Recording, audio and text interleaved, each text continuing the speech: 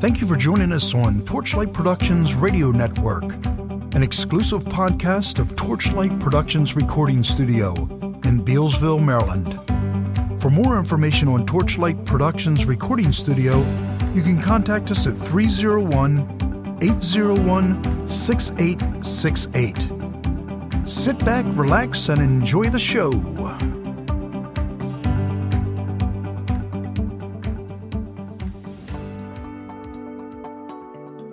Thank you for tuning in to Torchlight Productions Radio Network.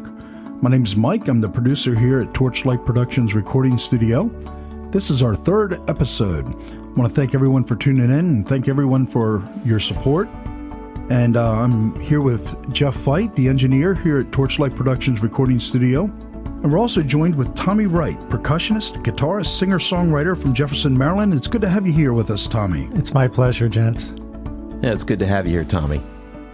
And later on, we're going to get Tomy to talk a little bit about an upcoming event next weekend.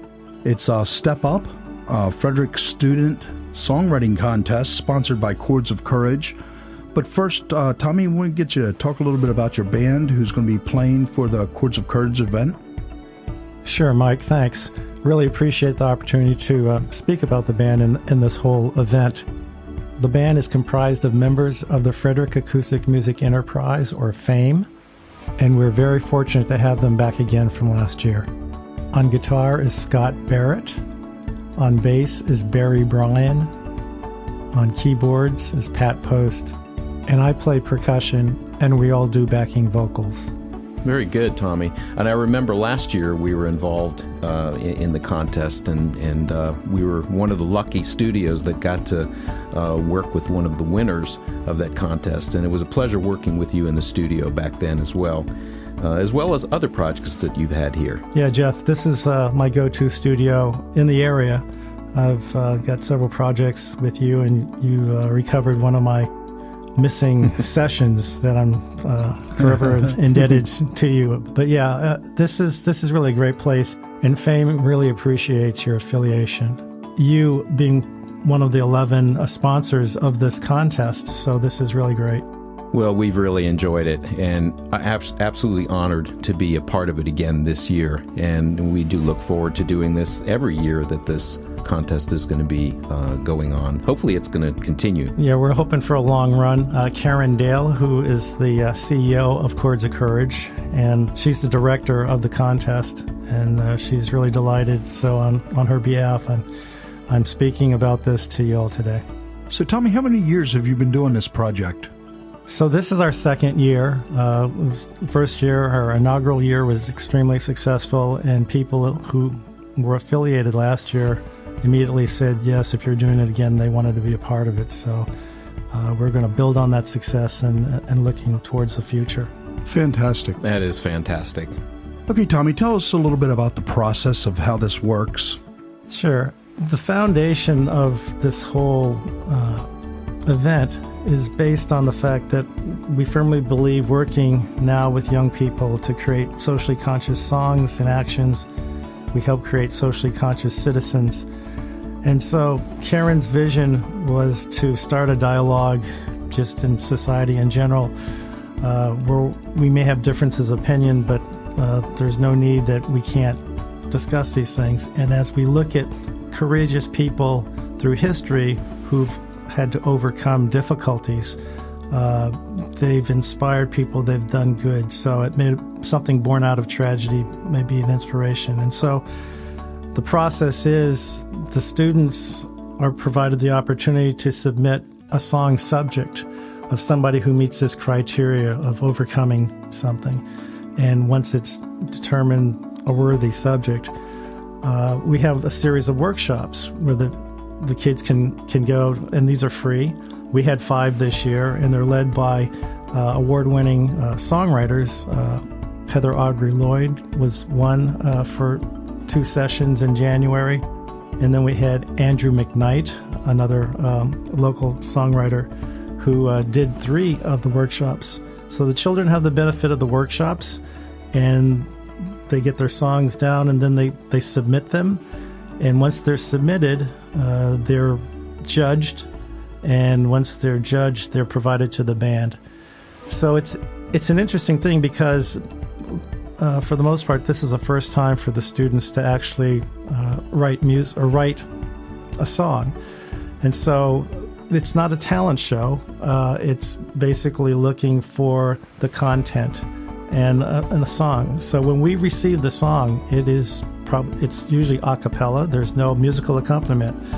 So it's incumbent on us to figure out what it is that they're doing, where they're going with the song. So we have to chart it out. And the front end of this process is trying to figure out what key it is, and if the modulation was intentional or was it just the fact that that's how the kid was singing the song. So we have a couple of weeks to do that, and then we actually have the students come to my home. Their parents accompany them, and we work with each kid. We give them about 30 minutes. We go over this song. We have them sing it. We sort of sort out if we have the right chords, and they perform it, and then we perform with them. But really crucial to this is that there was a song years ago by Melanie Sofka that was called "Look What They've Done to My Song, Mom."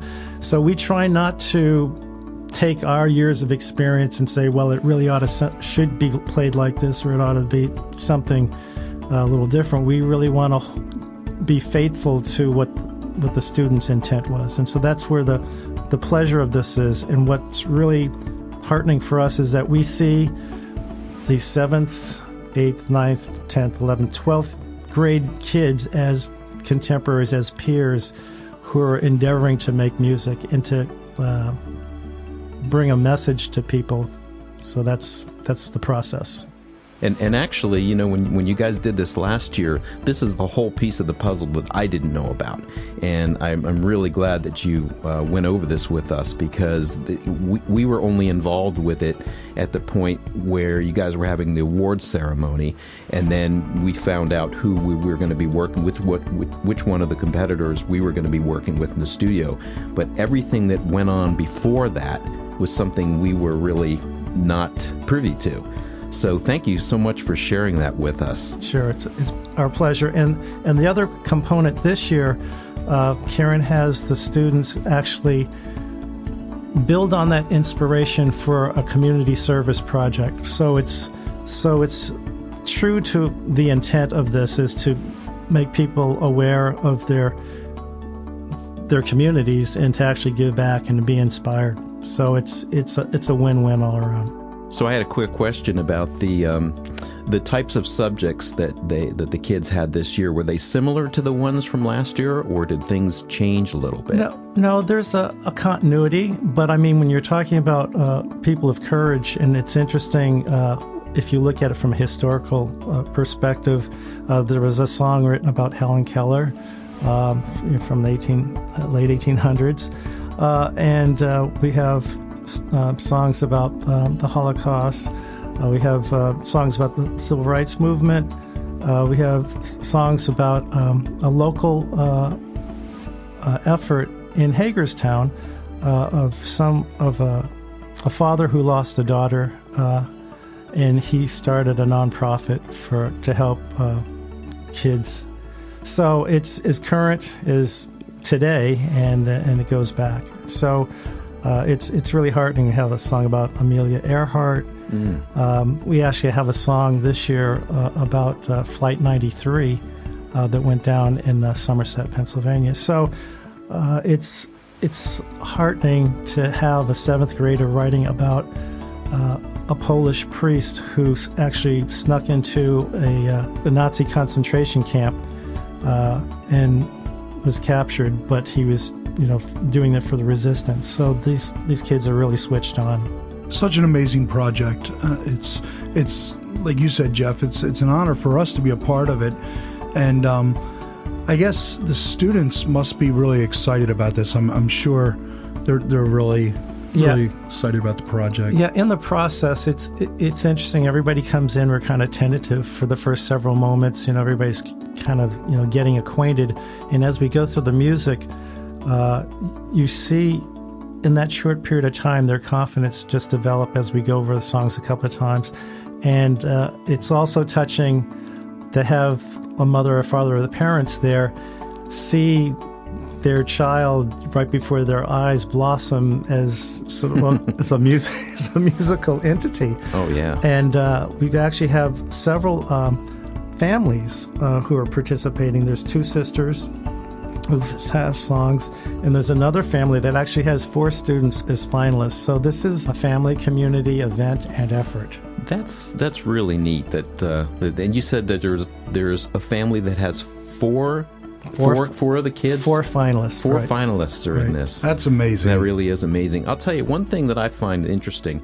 I think that a lot of the kids today, a lot of them maybe haven't gotten as much background about history and things that they normally would have, like when we were kids. Right. And I think that what this process is doing is it seems to be helping. It's encouraging kids to get into the history. Like last year, there was a young lady who recorded here who had won, and she did a song about Harriet Tubman.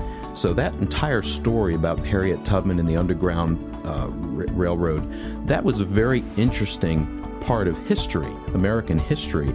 I find that this event, this Step Up Chords of Courage program really does a wonderful thing for these kids.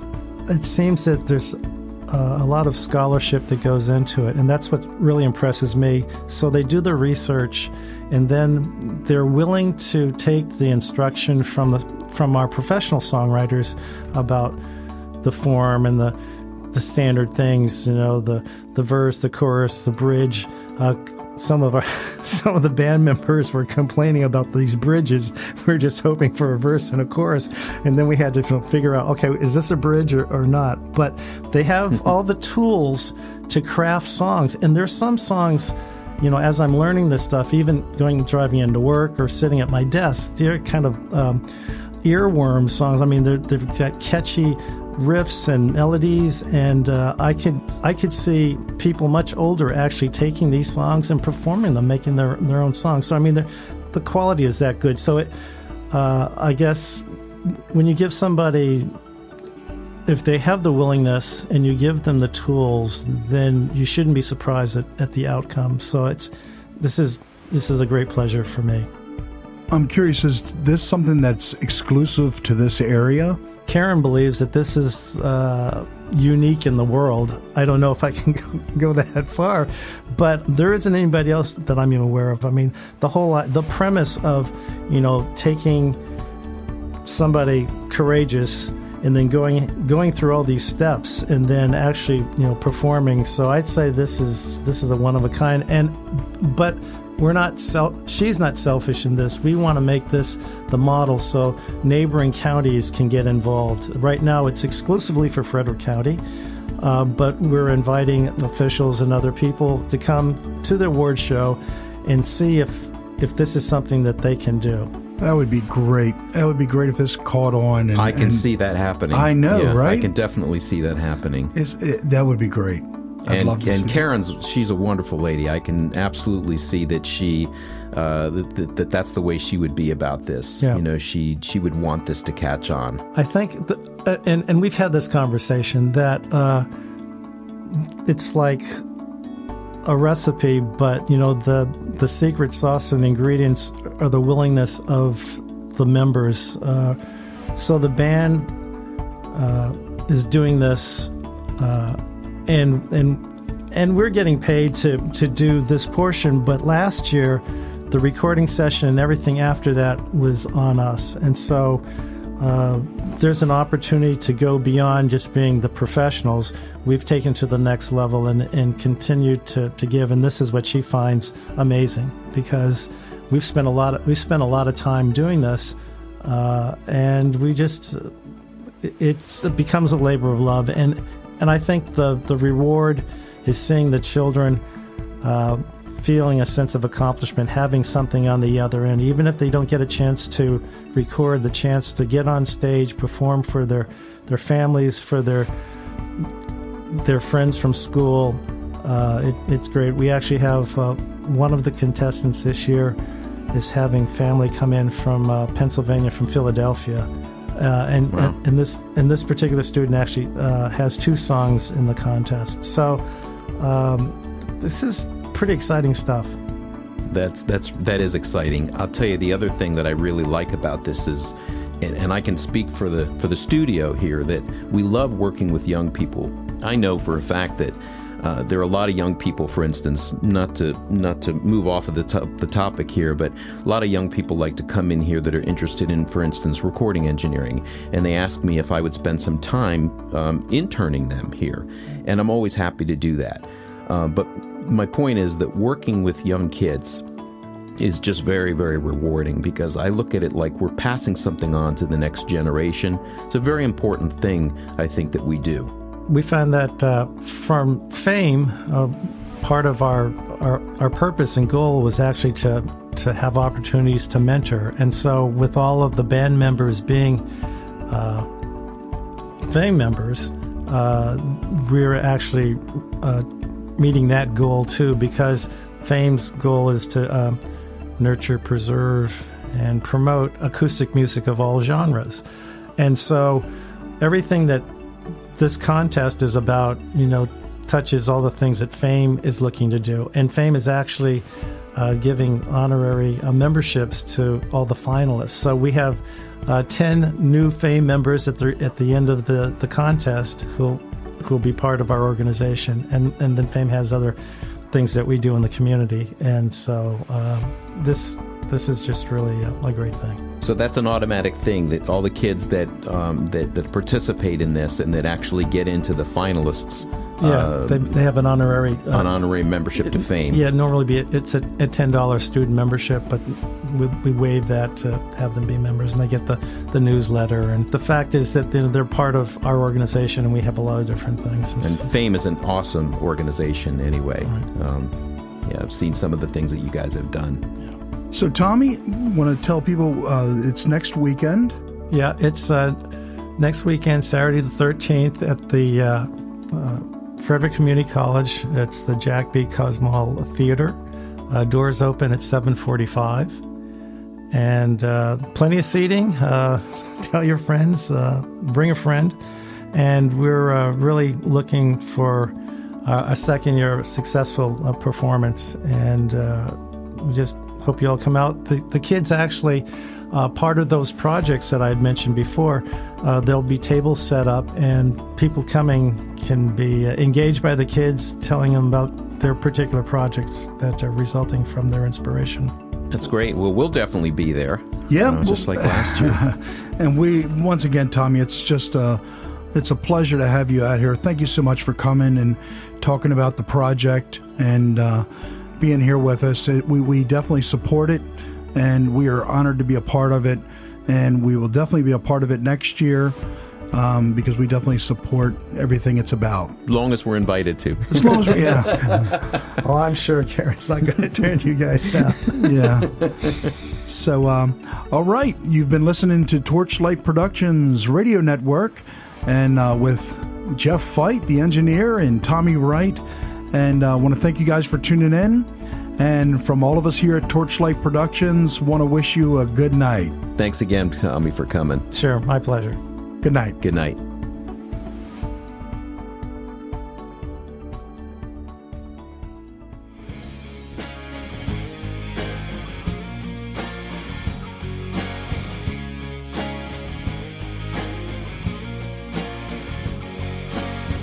Thank you for tuning in to Torchlight Productions Radio Network. For more information on Torchlight Productions Recording Studio, you can contact us at 301-801-6868. I'm Mike, and from all of us here at Torchlight Productions, I want to wish you all a good night.